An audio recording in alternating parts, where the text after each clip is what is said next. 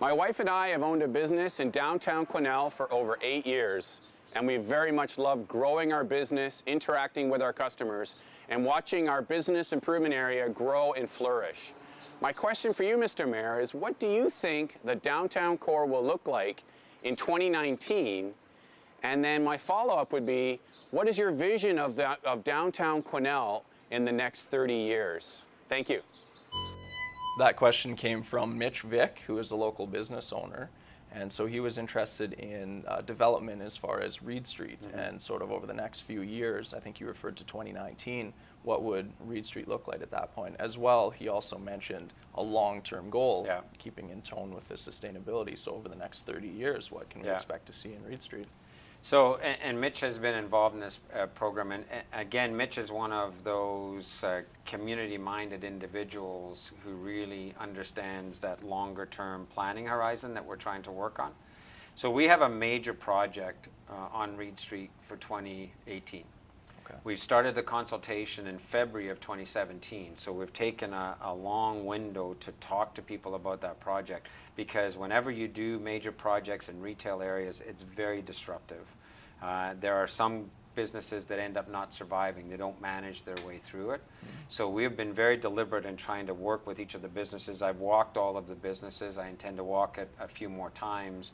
And what I'm trying to do is work with each of the businesses to have their workaround plans ready, because we want a liaison team in our new community washroom and promotion space, that if I'm a customer and I want to know how to access my business, but that's where the construction is occurring, I know a place I can go where they can tell me, am I going through the back door, or is it, is that down for 3 days because we're pouring sidewalk, so whatever the informational case resources, may be. right? Yeah. So that we try and maintain the health of those businesses and make sure those businesses survive it, because it's quite disruptive.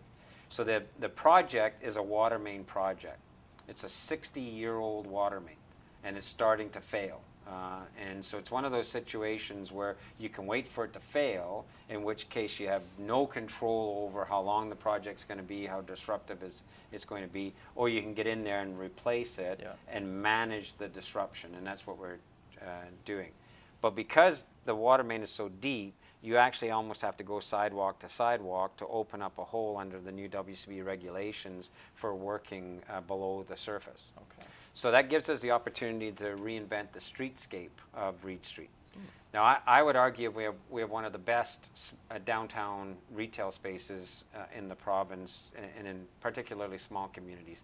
It's remained vibrant, and it's remained vibrant because councils in the past have stated that the financial institutions and the medical centers have to stay in the downtown core. They haven't allowed them to go up to South Hills or over to the west side. So you have to come into town to do your banking, you have to come into town and see your doctor. So that's anchored that retail area. So I think improving it will revive those businesses afterwards. What we're asking is, what changes do we want to make? And I joked with the retailers, because we've done 6 consultations now on this, that they have to get their heads into the long game, and that's what Mitch is talking about, that 2030 and beyond. I joked with them that, who knows what the modes of transportation are going to be even 10 years from now. Dubai this year is introducing self-piloted drone taxis.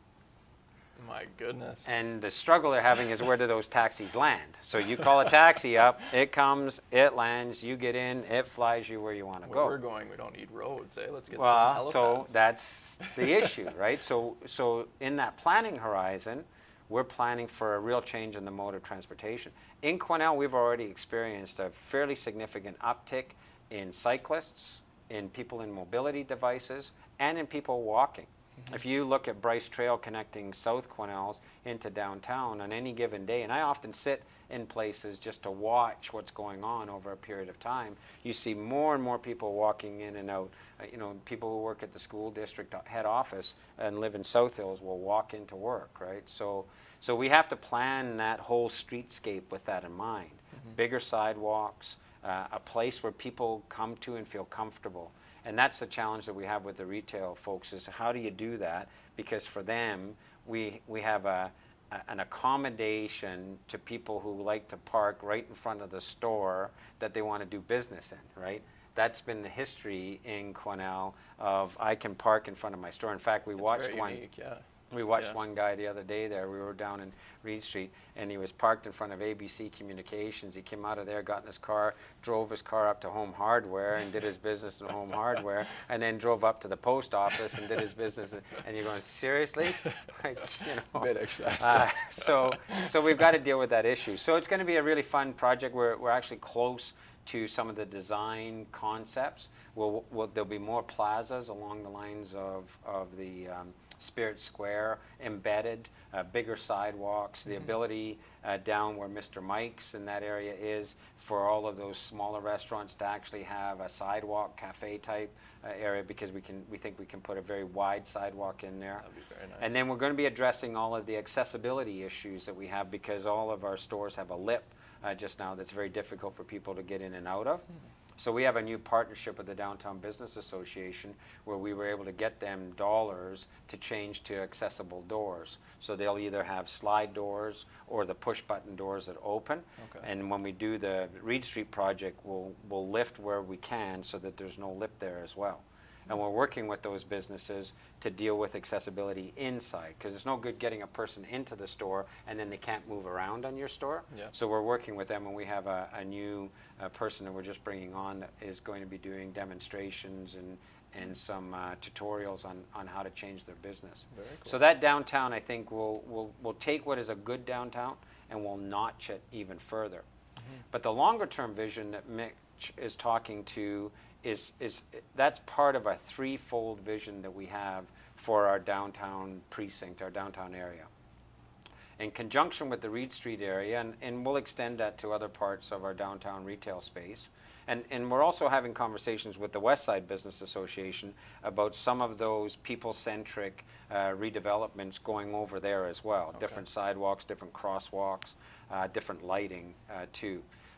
So we want to take the highway, and we're working with Ministry of Transportation, and reconfigure the highway as much as possible, try and get a bunch of the truck traffic off, get the highway off Carson Avenue where it is just now, down onto Legion Drive both ways, Okay. and free that whole south end of our downtown core for more development than what we've got just now. More comfortable driving, right? If it's Yeah, right off the well, highway. and you don't have that T-junction at Front and Reid Street that's a problem. You know, they'll come off the bridge and go up. And then we want to moderate the number of stops and starts on Front Street as well, so that traffic can move smoother. If we can get some more of the trucks off of Front Street and make it move smoother, then places like the Occidental and the Caribou and others may consider, and they've been long asked, a patio type experience, so that people can actually Sure. enjoy the river while they have a meal, etc. Right? And so that's the second piece, and the third piece is the development of the river bench. Trying to get people down on the river bench. That river bench is owned by the city, so it's developable property. You have to take into consideration floodplain and various things like that. So, you know, can we get people down there to have a coffee or a light meal? Can we work with Barkerville Brewery or others to get them down there so they can enjoy, you know, a quiet beer or a glass of wine as they enjoy the river at the sunset? So that's a challenge we've taken on. As part of that, though, we're working with the Litecodenni First Nation Red Bluff Indian Band, because that is, the city is all their traditional territory. They lived here. In fact, at one point, the Red Bluff Indian Band had 15,000 people living in a smaller footprint than what we call the city of Quesnel, and the city is less than 10,000 people today. So it's their territory, and there's mass graves all over and the area because of smallpox, etc.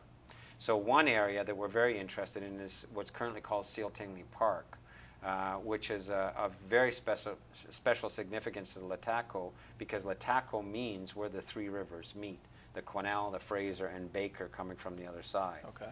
So we've engaged with them in a conversation about whether or not we can take that area called Seal Tingley Park and turn it into an Aboriginal cultural center that reflects the Red Bluff Indian Band, but also the Southern Carrier Nation as well. So then people are down on the river, not just experiencing the river and being able to enjoy it, but they can also have a cultural experience that ties them back into the true heritage of our area. So for me, that's transformative, and it doesn't just transform your downtown area. As I said, it transforms your west side because it's within walking distance of the riverfront trail as well, and it goes on that back side there. So I think that really creates an opportunity for people to come to town deliberately to do a whole bunch of things, and then drives into our retail sector. Certainly that beautification. I'm personally very excited to see the community over the next, 20 to 30 years. Yeah. Great. Yeah. Yeah.